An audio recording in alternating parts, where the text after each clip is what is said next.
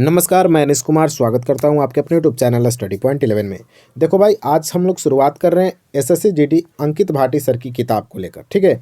और इसमें देखने वाले मोस्ट इम्पॉर्टेंट टॉपिक जनगणना। जहां तक मुझे लगता है कि इस टॉपिक से 100% आपके पेपर में सवाल पूछे जाएंगे और पूछा भी गया। अगर आप हमारे साथ प्रीवियस ईयर क्वेश्चन की सीरीज कर रहे हैं तो लगभग 30 वीडियो हम लोग कर चुके हैं प्रीवियस ईयर क्वेश्चन का। अगर आप पहली बार इस चैनल पर आए हैं तो उन सारे वीडियो को एक एक करके आसानी से देख लीजिएगा। प्लेलिस्ट बना हुआ है, बिल्कुल आपके प्रीवियस ईयर क्वेश्चन है और ऑफिशियल पेपर से करा रहे हैं, ठीक है। तो उस वीडियो को बिल्कुल मिस नहीं करना है। अब मैंने जैसा देखा कि किस टॉपिक से ज़्यादा प्रश्न पूछे जा रहे हैं, जैसे जनगणना हुआ, पंचवर्षीय योजना हुआ, नृत्य हुआ, त्यौहार हुआ, इन सारे टॉपिक को मैं इस बुक से कवर कराने वाला हूं। बस आपका सपोर्ट चाहिए और उसके बाद तो हम वो कर देंगे ना, आपके लिए बिल्कुल एसएससी जीडी का जीके आसान करके रखने वाले हैं, ठीक है। सारे इंपॉर्टेंट टॉपिक आपको मैं कराने वाला हूं, तो चैनल को फटाफट सब्सक्राइब कर लो, बेल आइकन को दबा लो मेरे भाई, ठीक है। और देखो भाई, इस किताब की अगर बात करें, मोस्ट इंपॉर्टेंट है आपके लिए एसएससी जीडी के लिए, इसलिए मैंने लिख रखा है कि एसएससी जीडी के लिए बेस्ट बुक कौन सी है। तो ये सामान्य अध्ययन की किताब है। ऐसे में हिंदी का भी कराने वाला हूँ, एक एक चैप्टर हिंदी का कराऊंगा, प्रैक्टिस भी कराऊंगा और रटवा भी दूंगा। तो टेंशन नहीं लेना है, इस किताब को मैं पूरा कंप्लीट करा दूंगा जहाँ से आपके प्रश्न पूछे जाएंगे। और महत्वपूर्ण टॉपिक यह सीरीज है और टॉपिक वाइज ही इस किताब में दिया गया। तो जिनके पास किताब है वो भी इस वीडियो को जरूर देखिएगा, ठीक है। और जिनके पास किताब नहीं है उनके लिए तो बिल्कुल इस वीडियो को देखना अनिवार्य है। तो दोस्तों, जीके की जंग जीतेंगे हम, ठीक है। और कैसे जीतेंगे, तो एक एक टॉपिक को कवर करके। और टेलीग्राम चैनल से ज़रूर जुड़ जाना है। यूट्यूब पे मुझे भरोसा नहीं है कि वो नोटिफिकेशन हमारे सारे सब्सक्राइबर को देता है, तो आप लोग टेलीग्राम चैनल से जुड़िए। वहाँ मैं वीडियो का लिंक, हर वीडियो का लिंक शेयर करते रहता हूँ, आपको नोटिफिकेशन वहाँ से भी मिल जाएगा। तो मिस एक भी वीडियो नहीं करना है। प्रीवियस ईयर क्वेश्चन का सारा वीडियो देख लीजिए जितना मैंने करा रखा है, और आगे भी आपके लिए वीडियो मैं कराते रहूँगा, ठीक है। कुल 76 शिफ्ट का वीडियो हम लोग देखेंगे प्रीवियस ईयर क्वेश्चन की सीरीज में। तो चलिए शुरुआत करते हैं मेरे भाई पहले प्रश्न से। मजा लेके चल जाता है, सब्सक्राइब करता ही नहीं है। करिए सब्सक्राइब, सब्सक्राइब कीजिए चैनल को, एकदम लाल बटन दबाइए, एकदम कर दीजिए सब्सक्राइब। तो देखो भाई, हम लोग आ गए हैं जनगणना वाले टॉपिक पे। मोस्ट इंपॉर्टेंट टॉपिक है, ठीक है। बार बार पेपर में प्रश्न पूछा गया है, प्रीवियस ईयर क्वेश्चन देख लेना, मैं करा रहा हूँ। उसमें हर शिफ्ट में एक प्रश्न इससे देखने को लगभग मिल जा रहा है, ठीक। देखो सवाल क्या पूछा जाएगा कि अधिकतम जनसंख्या घनत्व से सवाल आपसे पेपर में देखने को मिलेगा। किसमें बताया जाता है? वर्ग किलोमीटर में बताया जाता है। किसमें बताया जाता है? वर्ग किलोमीटर में बताया जाता है। अगर आपसे सवाल पूछता है कि भारत में अधिकतम जनसंख्या घनत्व वाला राज्य कौन है, वह 1 नंबर पे आता है बिहार राज्य। बिहार की कितनी है व्यक्ति प्रति वर्ग किलोमीटर? 1106 व्यक्ति 1 किलोमीटर के अंदर रहते हैं। कहाँ? बिहार में। इसलिए बिहार को मिलता है पहला नंबर। जनसंख्या घनत्व में बिहार सारे राज्यों से ऊपर है। दूसरे स्थान पे पश्चिम बंगाल को रखना है। पश्चिम बंगाल की जनसंख्या घनत्व है 1028 व्यक्ति प्रति वर्ग किलोमीटर। और उसके बाद राज्य को जान लेने के बाद ये भी याद रखना है कि भारत में घनत्व क्या है।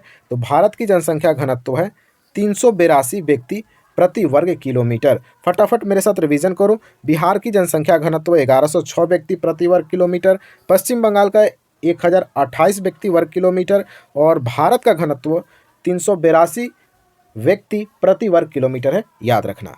अगला टॉपिक देखो, अगला सवाल पूछा जाएगा न्यूनतम जनसंख्या घनत्व। अभी हमने अधिकतम देखा, अब न्यूनतम देखेंगे। न्यूनतम की बात करें राज्यों में तो वह है अरुणाचल प्रदेश 1 नंबर पे। न्यूनतम जनसंख्या घनत्व में अरुणाचल प्रदेश 1 नंबर पे है, और इसमें 17 व्यक्ति प्रति वर्ग किलोमीटर के अंदर में रहते हैं, ठीक है। मात्र 17 व्यक्ति जो है वर्ग किलोमीटर यानी 1 वर्ग किलोमीटर के अंदर रहा करते हैं, इसलिए इसका जनसंख्या घनत्व कितना है? सबसे कम है। और न्यूनतम की ओर से देखा जाए तो यह सबसे पहले नंबर पे आता है, याद रखना है, ठीक है। दूसरे स्थान पे आएगा मिजोरम।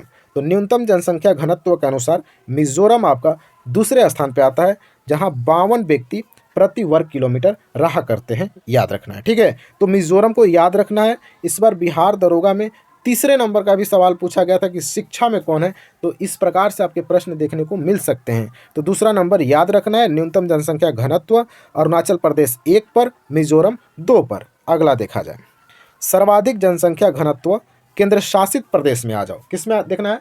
केंद्र शासित प्रदेश में मेरे भाई, ठीक है। देखो दिल्ली तो पता है ना कि बहुत ज़्यादा वहाँ लोग रहते हैं, इसलिए केंद्र शासित प्रदेश में दिल्ली पहले स्थान पे आता है, जिसका जनसंख्या घनत्व अधिक है। किसमें देखना है? केंद्र शासित प्रदेश में। कितना इसका जनसंख्या घनत्व है? 11,320 व्यक्ति प्रति वर्ग किलोमीटर। सोचो, जहां अरुणाचल प्रदेश का मात्र 17 व्यक्ति रहते हैं प्रति वर्ग किलोमीटर में, वहीं दिल्ली में 11,320 व्यक्ति प्रति वर्ग किलोमीटर रहते हैं। इसलिए वहाँ ट्रैफिक भी काफ़ी जाम रहती है।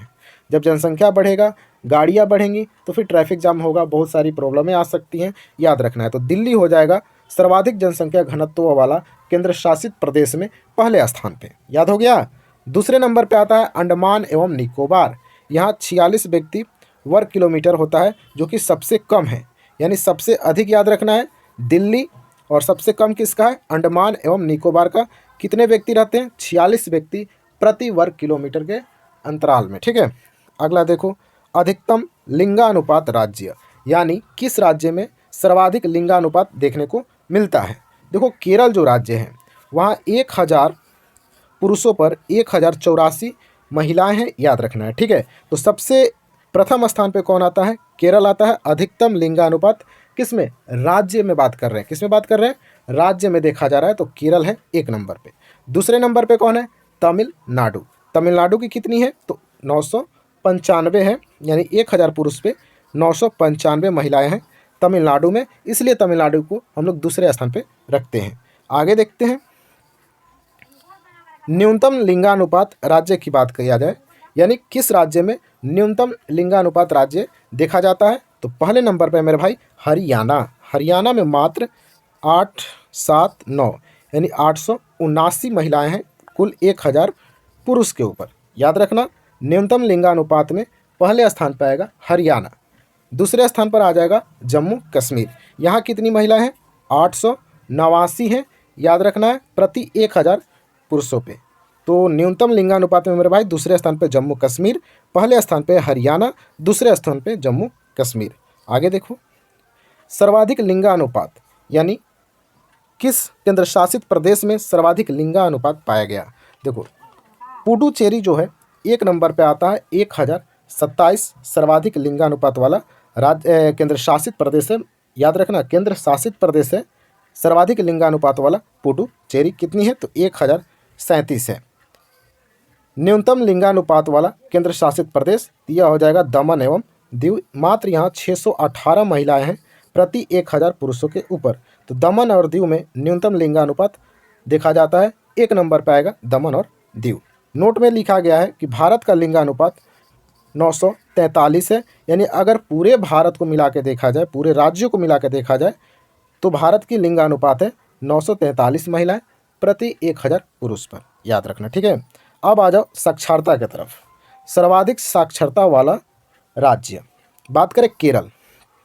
केरल में सबसे अधिक साक्षरता है, कितना प्रतिशत है? 94%। याद रखना। मिजोरम इसके बाद आता है, 91.3% है मिजोरम की साक्षरता दर। तो 1 नंबर पे केरल और 2 नंबर पे मिजोरम है साक्षरता दर में। याद रखना है। ठीक है। और न्यूनतम साक्षरता दर में देखा जाए तो बिहार आ जाएगा 61.8% के साथ।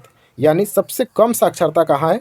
तो बिहार में है, 61.8% यहाँ की दर है साक्षरता की। दूसरे स्थान पे अरुणाचल प्रदेश है, 65.4% इसका साक्षरता दर मापा गया है। तो पहले स्थान पे बिहार और दूसरे स्थान पे अरुणाचल प्रदेश। न्यूनतम अरुणाचल प्रदेश और न्यूनतम साक्षरता दर में ये याद रखना है। ठीक है। अब आते हैं आगे, सर्वाधिक साक्षरता वाला केंद्र शासित प्रदेश। केंद्र शासित प्रदेश में अगर मेरे भाई देखा जाए तो सबसे अधिक लक्षद्वीप की साक्षरता दर है। कितना है? 91.8%। कितना है? 91.8% लक्षद्वीप का सर्वाधिक साक्षरता वाला केंद्र शासित प्रदेश के स्थान पर पहला स्थान रखता है। ठीक है। न्यूनतम साक्षरता वाला केंद्र शासित प्रदेश देखो तो यह हो जाएगा दादरा एवं नगर हवेली। दादर एवं नगर हवेली हो जाएगा न्यूनतम साक्षरता वाला केंद्र शासित प्रदेश। कितना है इसका? तो 76.2% यहाँ साक्षर लोग मौजूद हैं। याद रखना, दादर एवं नगर हवेली में। स्त्री और पुरुष साक्षरता में सबसे अधिक अंतर क्या है? स्त्री और पुरुष साक्षरता में सबसे अधिक अंतर क्या है? समझ रहे हो इस प्रश्न से? यानी पुरुष की जो साक्षरता है और स्त्री की जो साक्षरता है, इनमें अंतर सबसे अधिक देखा गया राजस्थान में। यानी वहाँ के पुरुष ज़्यादा पढ़े लिखे हैं और वहाँ की महिलाएं जो हैं बहुत कम पढ़ी लिखी हैं, दोनों के बीच फासला काफ़ी ज़्यादा प्रतिशत का है। तो राजस्थान याद रखना, और यह प्रश्न आपके पेपर में पूछा भी गया है। तो स्त्री और पुरुष साक्षरता में सबसे अधिक अंतर किस राज्य में है? तो राजस्थान में है। अब आ जाओ, जो इम्पोर्टेंट सवाल पूछे जाते हैं पेपर में उन सारे प्रश्नों को फटाफट देखते हैं। देखिए, जनसंख्या से सवाल आपसे पूछा जाएगा। सवाल ये भी पूछा जाएगा कि भारत में जनगणना की शुरुआत 1872 में लॉर्ड मेयो के कार्यकाल में हुई थी। मेरे भाई याद रखना, ठीक है। 1872 में जनगणना किया गया लॉर्ड मेयो के कार्यकाल में। नियमित रूप से जनगणना 1881 से चालू की गई। नियमित रूप से जनगणना 1881 में चालू की गई। विश्व में सर्वप्रथम जनगणना कराने का श्रेय स्वीडन, जो कि 1749 को है। यानी विश्व में देखा जाए तो सर्वप्रथम सबसे पहले जनगणना कहाँ कराया गया? तो स्वीडन में कराया गया 1749 में। इसका सबसे उच्च अधिकारी registrar general and census commissioner of India होता है। स्वतंत्र भारत की यह 7वीं जनगणना थी। 2011 के आंकड़ों के अनुसार भारत की जनसंख्या 121 करोड़ लगभग है, जो विश्व की कुल जनसंख्या का 17.5% है। इसको नोट कर लो, 17.5% है मेरे भाई विश्व की जनसंख्या के अनुसार देखा जाए तो। और भारत की जनसंख्या कितनी है? 121 करोड़ के आसपास। हालांकि अब तो और जनसंख्या बढ़ी है, अभी नया जनगणना को प्रकाशित नहीं किया गया है, लेकिन बहुत जल्द किया जाएगा, ध्यान रखना। तो 121 करोड़ के आसपास है 2011 के जनगणना के अनुसार भारत की जनसंख्या। और विश्व की देखा जाए तो 17.5% जनसंख्या भारत में निवास करती है, ठीक है।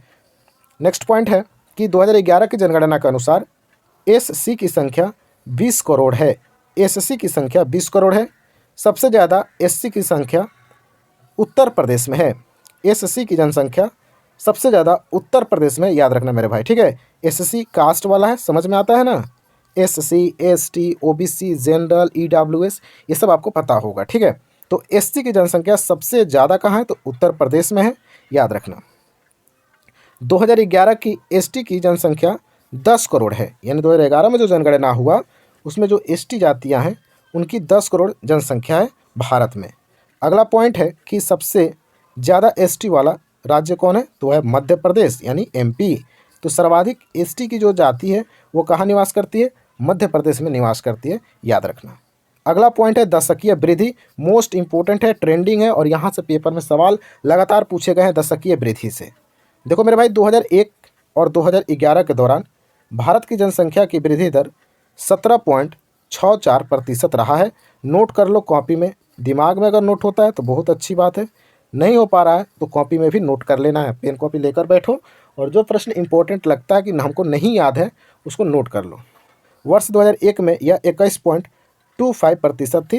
हालांकि ये नहीं पूछा जाएगा, लेकिन ये जो 17.64% है यह बार बार पेपर में देखने को मिला है। सीजीएल में भी पूछा है, सीएचएसएल में भी पूछा है। तो यह प्रश्न एकदम याद कर लो। 2001 से 2011 के दौरान की जनसंख्या दशकीय वृद्धि कितनी है? तो 17.64% है मेरे भाई, याद रखना है, ठीक है। वीडियो अच्छा लग रहा है तो थोड़ा लाइक कर दो, वीडियो अच्छा है तो लाइक करो, और अपने दोस्तों के बीच अभी फटाफट इसको शेयर भी करते रहो, ठीक है। और नए हो तो चैनल को सब्सक्राइब कर लो, फिर पढ़ने में ज़्यादा मज़ा आने वाला है। अब देख लेते हैं नगरीय जनसंख्या। नगरीय जनसंख्या की बात करें, यानी जो शहर में हमारी जनसंख्या है उसके बारे में डिस्कस करना है। 2011 की जनगणना के अनुसार देश की कुल जनसंख्या में नगरीय जनसंख्या 31.2% थी, जबकि ग्रामीण जनसंख्या 68.8% है। याद रखना, ये दोनों परसेंट को याद रखना है। नगरीय जनसंख्या 31.2% और ग्रामीण जनसंख्या 68.8% थी। देखो भाई, यहाँ नोट है और इम्पोर्टेंट है। राष्ट्रीय जनसंख्या नीति 2000 के अंतर्गत जनसंख्या में स्थिरता प्राप्त करने का लक्ष्य 2045 से 2070 कर दिया गया है। पहले 2045 था, अब कितना कर दिया गया? बढ़ा के 2070 कर दिया गया है, ठीक है, याद रखना है। देखो, अब फिर से इंपॉर्टेंट पॉइंट आ गया जहाँ से पेपर में सवाल पूछे जाएंगे। सर्वाधिक जनसंख्या वाला राज्य। देखो मेरे भाई, सर्वाधिक जनसंख्या वाला अगर राज्य पूछता है तो 1 नंबर पे आता है उत्तर प्रदेश। इसकी जनसंख्या कितना है? तो 20 करोड़ इसकी जनसंख्या है। दूसरे स्थान पे महाराष्ट्र 11 करोड़ जनसंख्या वाला राज्य है। और तीसरे स्थान पे आता है बिहार, जिसकी जनसंख्या है 10 करोड़ है। यानी 1 नंबर पे उत्तर प्रदेश, 2 नंबर पे महाराष्ट्र और तीसरे नंबर पे आएगा बिहार, याद रखना है, ठीक है। सर्वाधिक जनसंख्या वाला ये राज्य है। अब सर्वाधिक के बाद न्यूनतम जनसंख्या वाला राज्य देखते हैं। 1 नंबर पे आएगा सिक्किम, मात्र यहाँ 6 लाख की जनसंख्या है। और दूसरे स्थान पे आ जाता है मिजोरम, जहाँ की जनसंख्या 10 लाख है। तो न्यूनतम जनसंख्या वाला राज्य 1 नंबर पे सिक्किम और 2 नंबर पे मिजोरम है। बिल्कुल याद रखना है, भूलना नहीं है एग्जाम में, ठीक। अब आ जाओ केंद्र शासित प्रदेश में देखा जाए जनसंख्या के अनुसार। तो केंद्र शासित प्रदेश की अगर बात करें तो सर्वाधिक जनसंख्या दिल्ली में ही हो सकता है, ठीक है, क्योंकि हम लोग देखते हैं कि दिल्ली में बहुत ज़्यादा भीड़ रहता है। और दिल्ली कैसा है, एक केंद्र शासित राज्य है, प्रदेश है, याद रखना है। तो सर्वाधिक जनसंख्या वाला केंद्र शासित प्रदेश दिल्ली होगा और इसकी जनसंख्या करोड़ों में है, 1.67, यानी 1.67 करोड़ यहाँ की जनसंख्या है दिल्ली की। इसलिए इसको मिलता है 1 नंबर पे केंद्र शासित प्रदेश की जनसंख्या वाला प्रदेश।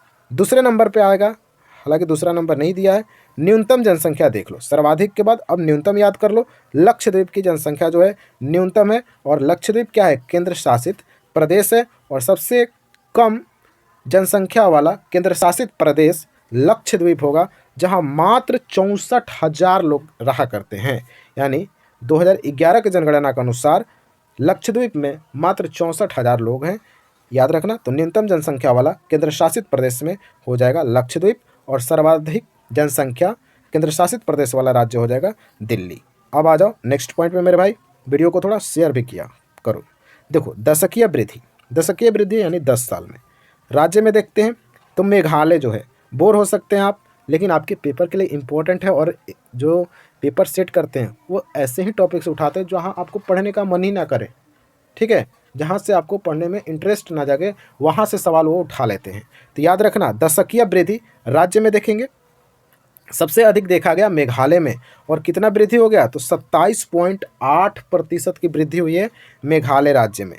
दूसरे नंबर पे अरुणाचल प्रदेश आता है, जहां 26% की दशकीय वृद्धि देखा गया। सवाल पूछा जाएगा कि भारत के किस राज्य में 2011 की जनगणना के अनुसार दशकीय वृद्धि सबसे अधिक देखा गया, तो मेघालय में देखा गया। दूसरे नंबर पे अरुणाचल प्रदेश, याद रखना।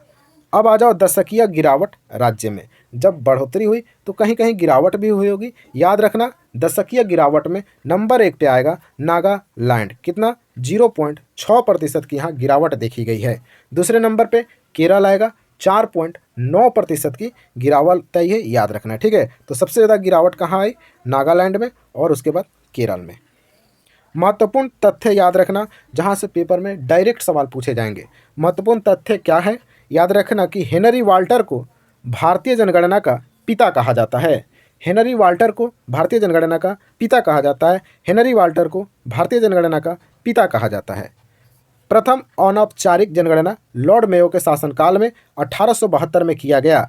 प्रथम जनगणना जो था भारत में लॉर्ड मेयो के शासनकाल में 1872 में किया गया था। अगला पॉइंट है, याद रखना कि प्रथम औपचारिक जनगणना 1881 में लॉर्ड रिपन के शासनकाल में संपन्न हुआ था। ये जो औपचारिक और अनौपचारिक है, आपको इसके बारे में पता होना चाहिए। तो प्रथम औपचारिक जनगणना 1881 में किया गया, उस समय लॉर्ड रिपन का शासनकाल चल रहा था। Nodal ministry of home affairs इसका करता है, याद रखना है।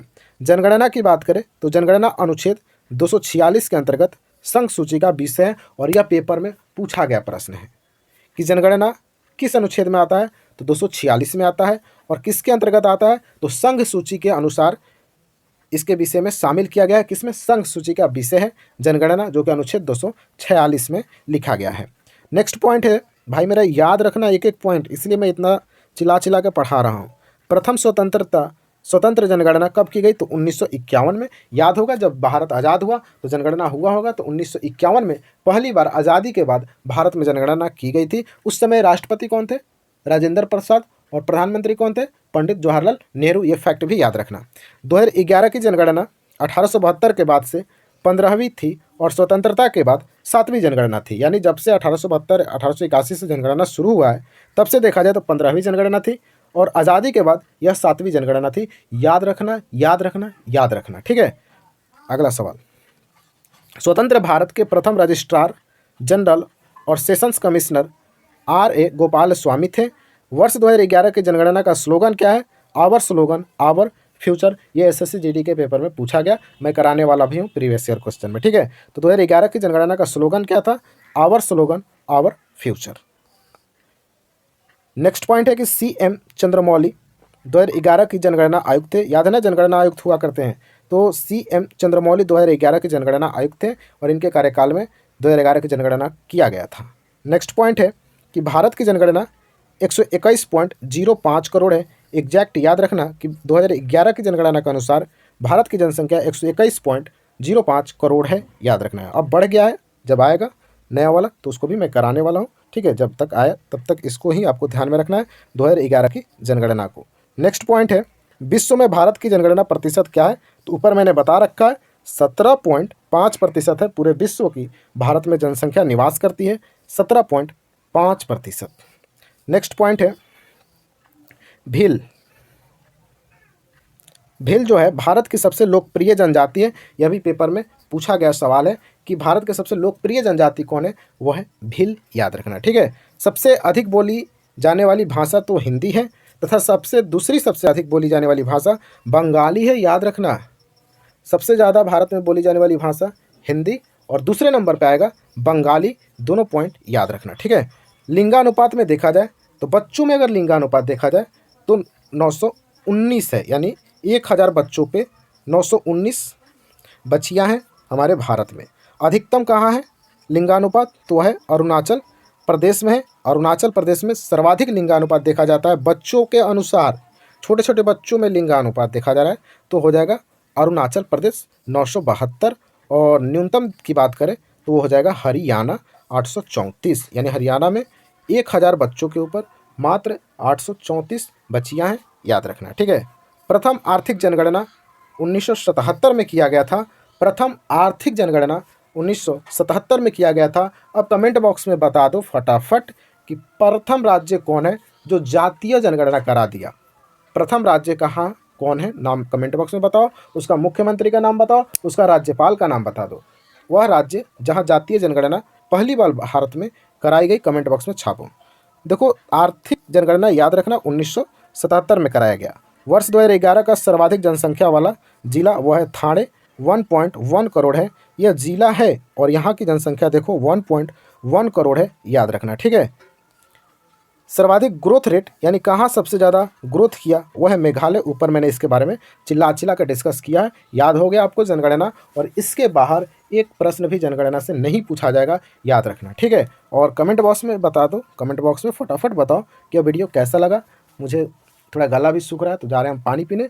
अब मिलेंगे अगले वीडियो में, ठीक है। और इस वीडियो को शेयर करो अपने दोस्तों के बीच, और जहाँ जहाँ जुड़े हो ग्रुप में भाई वहाँ शेयर कर दो। मिलते हैं अब नेक्स्ट वीडियो में, तब तक के लिए जय हिंद, जय भारत मेरे भाई।